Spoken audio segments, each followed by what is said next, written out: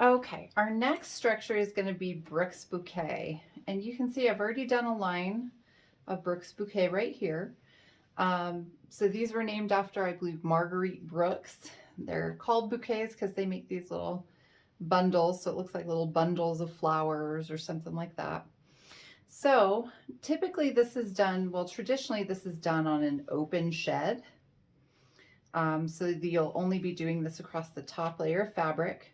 And you can see that because you've got the warp threads here, you've got these little warp floats that create these little windows. So I'm going to just repeat what I've done here so you can see it again. So to create the bouquets, we're going to go into our open shed. So in this case, I'm going to go around 4 warp threads, pull my thread through, and then I'm going to come back around and then under the next 4 warp threads. And then my heddle's going to fall. I'll put it back into place because that's how things go. Okay, so I've gone around my 4 warp threads. Under these 4 warp threads, I'm going to come back under these 4 and under the next 4 to create a loop around the first. See, that's creating a loop around here. Bring it under this section.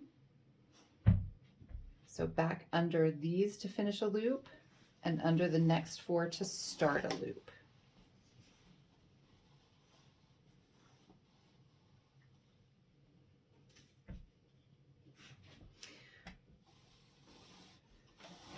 So one really fun thing that I've done with Brooks Bouquet is to bead each of these little intersections.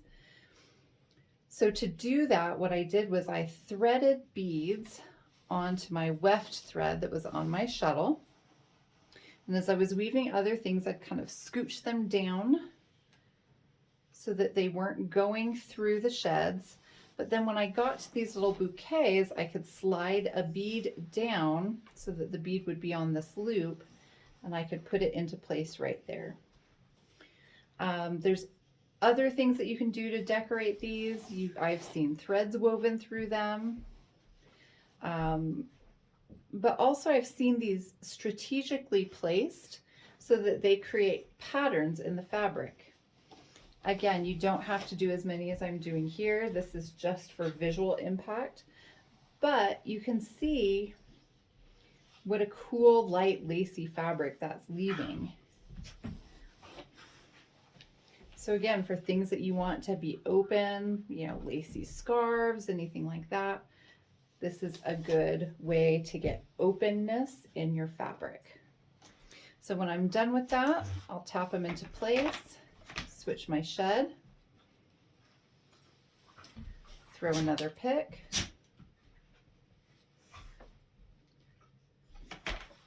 tap that into place, and then I can continue weaving.